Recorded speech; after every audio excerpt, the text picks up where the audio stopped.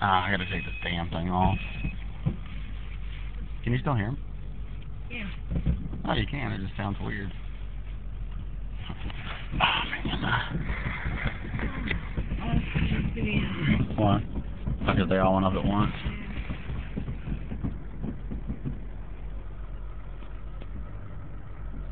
Yeah, I definitely don't mind paying for parking. For this kind of thing? Well, to watch this, but also it keeps the cars safer. And the public parking where nobody's watching it. I mean, you know, there's cops driving by and whatnot, but... Yeah.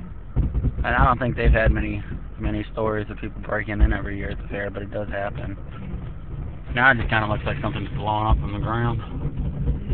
But look at that cloud that is there. It's just so ugly. And they're lucky they were able to do it, because, like, give it 10 more minutes, that cloud... I can't get a video of it. That cloud is going to be all over that.